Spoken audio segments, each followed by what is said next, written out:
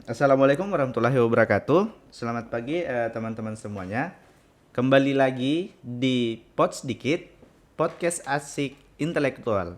Nah, episode kali ini kita kedatangan tamu yang menurut saya sih sangat-sangat keren sekali ya. Kalau berdasarkan dari CV yang begitu panjang, kurang lebih 3 lembar. Dan itu semua merupakan pengalaman yang sudah pernah dijalani dan dilalui oleh beliau. Nah, di sini beliau merupakan salah satu praktisi di bidang kelautan dan perikanan yang pengalamannya itu sudah sangat luar biasa sekali. Sudah apa ya?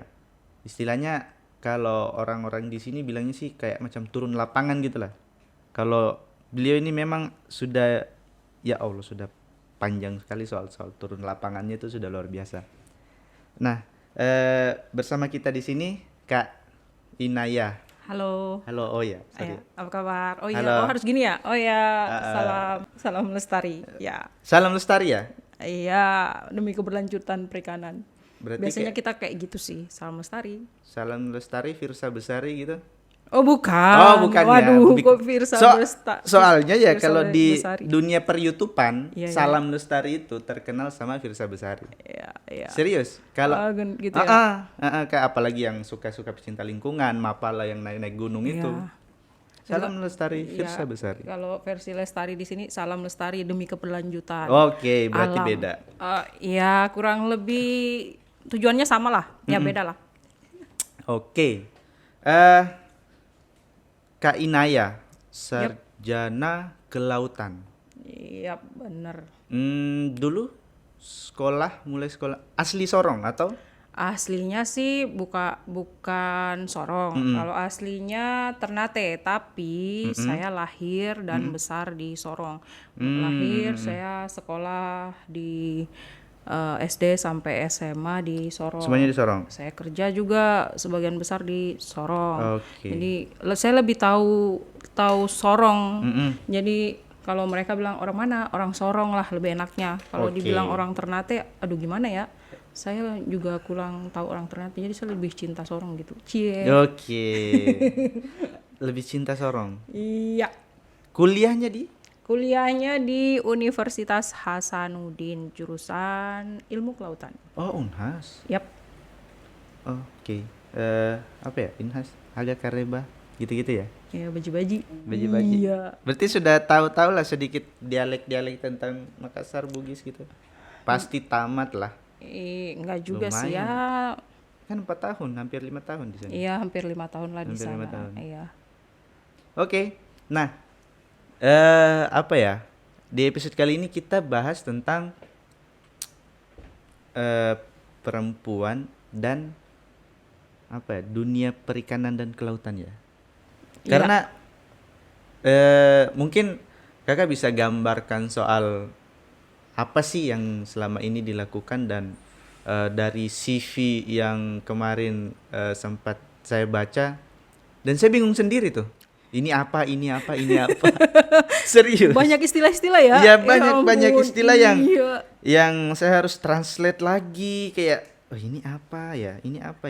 Mungkin maksudnya dari apa namanya? Dari ya sederetan panjang-panjang pengalaman itu mungkin bisa dijelaskan dikit.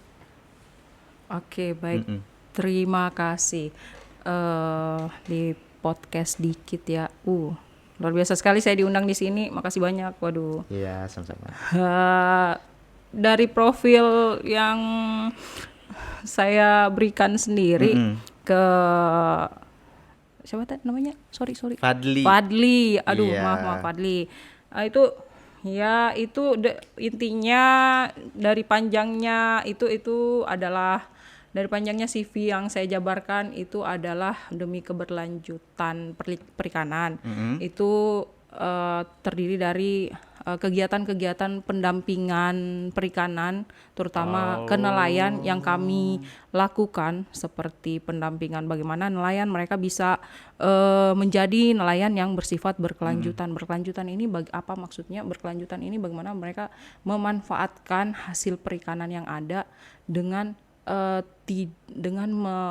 masih menyimpan, masih meninggalkan sedikit untuk anak cucu mereka 10 tahun ke depan. Salah satunya dengan melakukan penangkapan yang tidak berlebihan, penangkapan dengan alat tangkap yang ramah lingkungan, seperti itu. Kemudian melakukan pengawasan terhadap masyarakat yang datang ke lingkungan mereka dan seperti melakukan penangkapan secara ilegal, seperti itu. Kita melakukan pendampingan kurang lebih seperti itu, dan itu kita bekerja sama dengan banyak para stakeholder tentunya, dengan pihak akademisi, dengan dinas-dinas terkait seperti Dinas Kelautan dan Perikanan.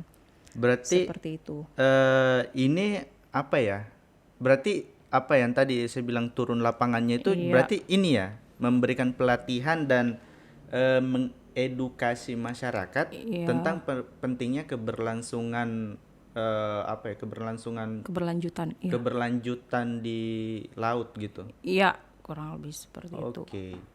Nah, yang menariknya di sini kan kalau misalnya memberikan mengedukasi, berarti daerah-daerah yang dikunjungi itu berarti ya bukan macam daerah yang di Sorong sini yang kayak di Tembok sana, yang kayak di Jembatan Puri. Berarti bukan di bagian-bagian situ. Bagian-bagian sana juga, tapi kita lebih fokus ke masyarakat yang di pedalaman seperti itu, karena mereka di sana yang belum tersentuh oleh ilmu pengetahuan seperti perikanan berkelanjutan seperti apa. Berarti daerah terpencil. Iya. Dan lebih seperti kakak seorang cewek yang maksudnya tuh turun lapangannya tuh ke daerah terpencil gitu.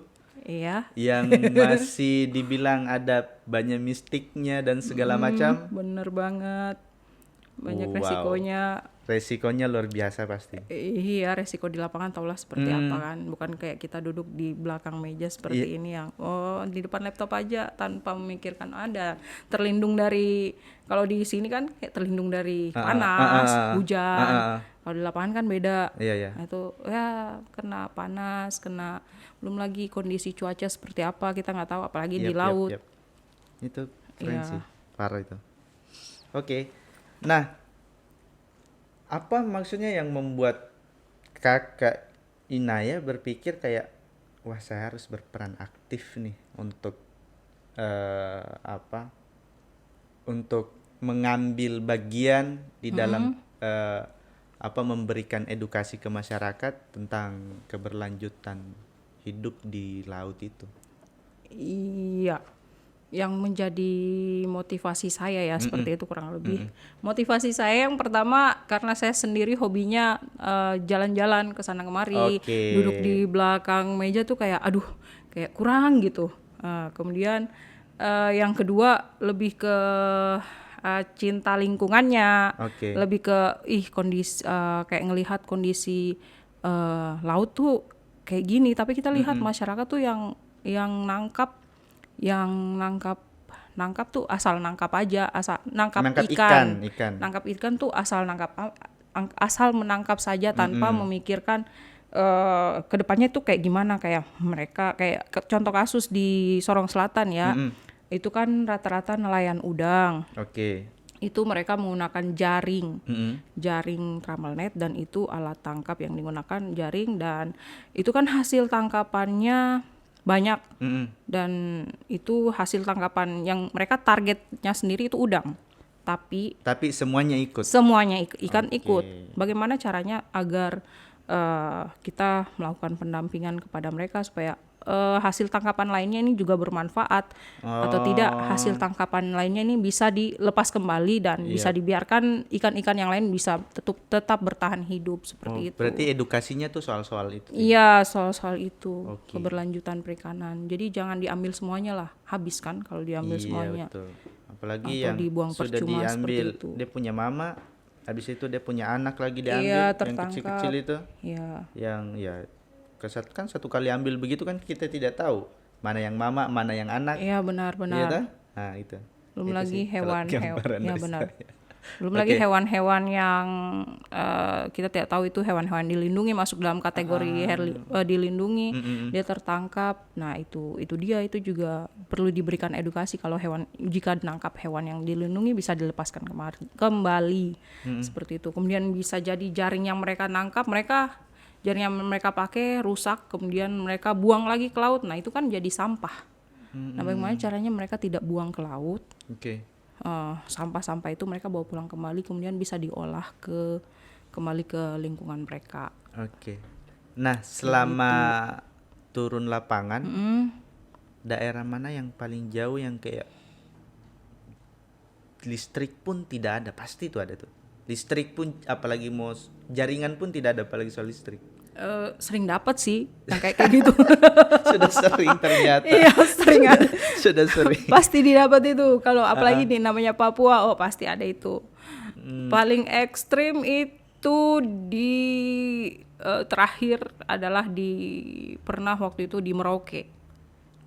Sudah sampai di Merauke. Iya, Merauke itu sampai di kampung apa paling ujung Merauke itu, ujung selatan lah. Merauke punya. Itu paling ekstrim. Itu saya menceritakan yang pengalaman ekstrimnya iya. itu. Itu pernah kita melakukan survei perikanan dan survei ekologi mangrove-nya. Itu kita melakukan perjalanan ke Merauke, tepatnya di Pulau Kalepom. Itu kita lakukan perjalanan selama kita naik dari Merauke, kita naik Susi Air dulu ke Pulau Kalepom itu. Kaget pada saat turun dari pesawat Susi Air, mana bandaranya ternyata hanya sebuah gazebo kecil yang udah bolong-bolong itu. Terus kami tinggal di sana tuh nggak ada penginapan, dan itu kita tinggal di mes apa ya, mes perusahaan. Yang dulu yang sekarang itu dia kena moratorium, jadi perusahaannya lagi kosong. Jadi mesnya kita tinggali, dan mesnya itu kelihatan mistis. Kemudian iya, karena mungkin belum ya udah lama tidak ditinggal. Tapi aman-aman aja sih tinggal di situ. Setelah itu lanjut perjalanan ke menggunakan perahu yang tanpa pelindung. Iya, itu perahu. Iya, perahu tanpa pelindung atas. Iya. Tapi mesin 40 PK. Iya, Memang bagus, tapi iya, perjalanannya itu sampai 7 jaman lah. Waduh. Dan itu belum lagi kita lihat kondisi pasang surut. Kita kan kalau melakukan perjalanan laut kita nggak tahu pasang surut seperti apa, apalagi daerah mangrove yang kita lewati. Itu benar-benar harus melihat kondisi pasang surut air. Nah, pada saat itu kita terjebak surut. Kita kan singgah dari desa ke desa. Pada saat singgah di desa satu, kita mau keluar ke desa yang lain, udahlah kita terjebak surut. Air surut tuh nggak bisa keluar. Tengah malamnya baru kita jalan, dan itu jam 2 malam baru melakukan perjalanan. Pada malam hari perjalanan sekitar 4 jam, jam 2 malam 2 jam melakukan perjalanan. Itu menyusuri hutan mangrove. Masuk sungai-sungai mangrove, kali-kali mangrove itu. Itu surveinya kurang lebih 4 harian lah, dan selama 4 kondisi air bersih itu susah sekali di daerah sana.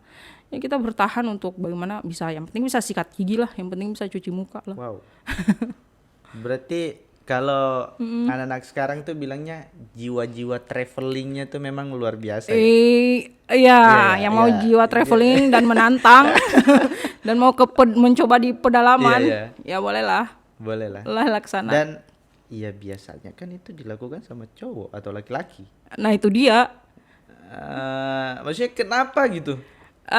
Kenapa? Karena ya itu udah dari sananya saya tertarik sih. Kelapa nih enak. Maksudnya cari yang kayak yang lebih suka yang menantang. Iya, yang anti mainstream nggak istilahnya, kayak gitu. Iya.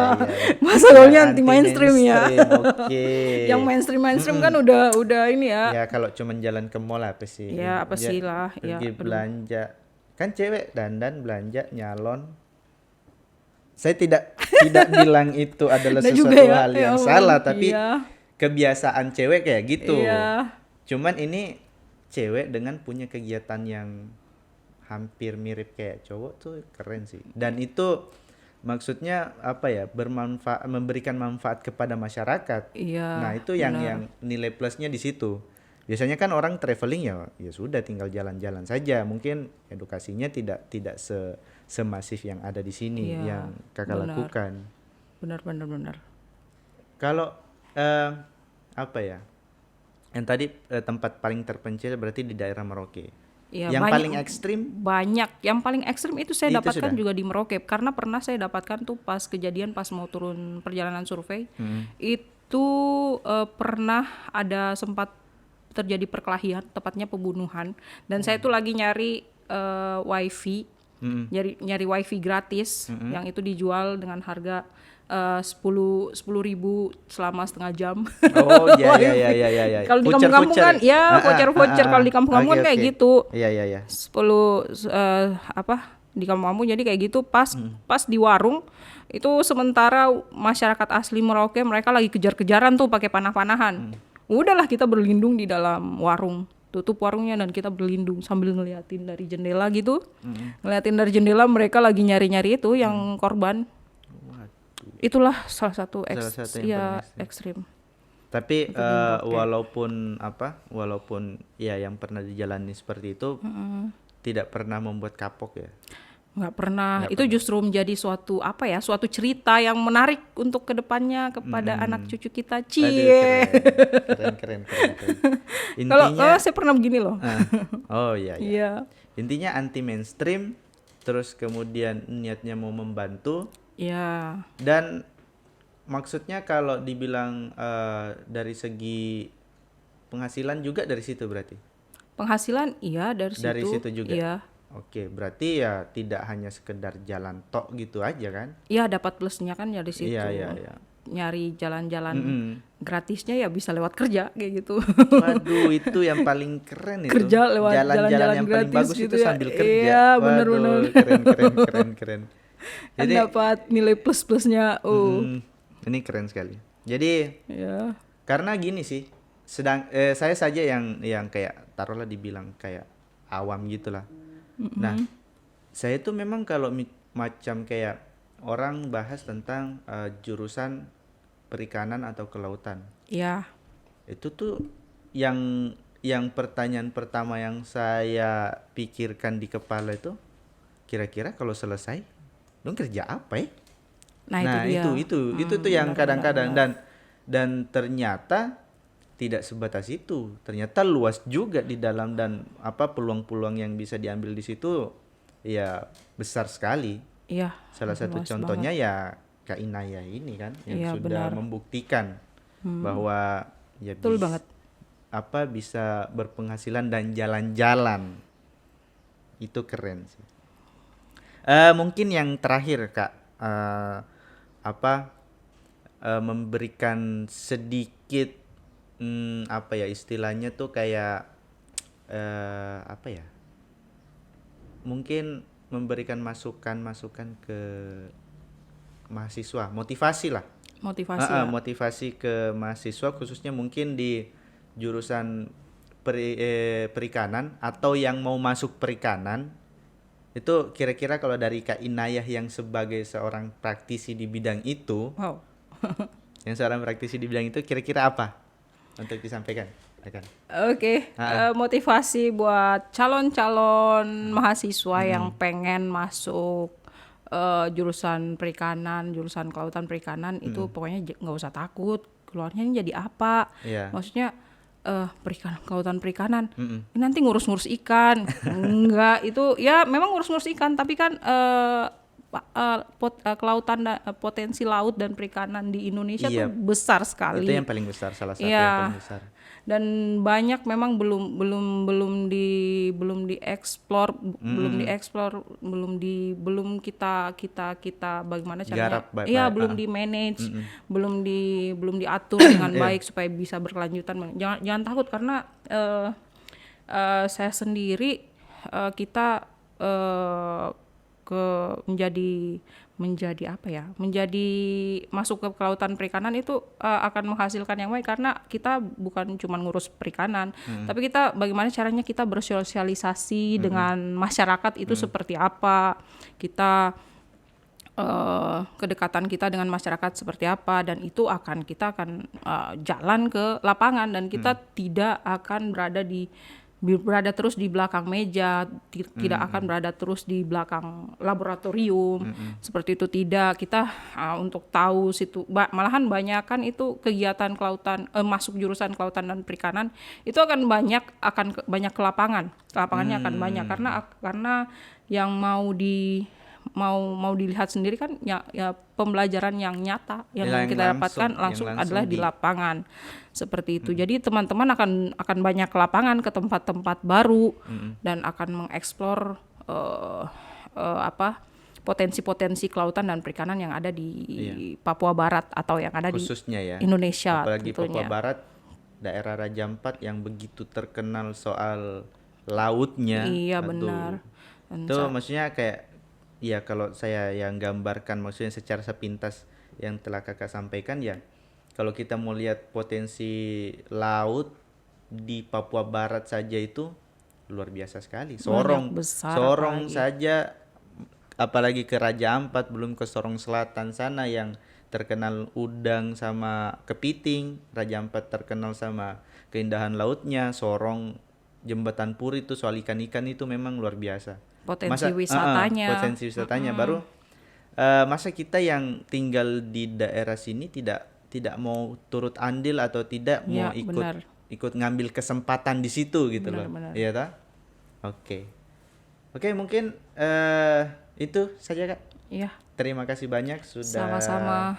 Terima kasih juga sudah datang ke tempatnya kita yang begitu sederhana. Wow, luar biasa sekali sudah diundang ke sini. Oke. Terima kasih Kak. Ya, terima kasih sama-sama. Ya. Mungkin tadi itu episode kali ini yang tadi kita bahas tentang soal perempuan dan perikanan ya.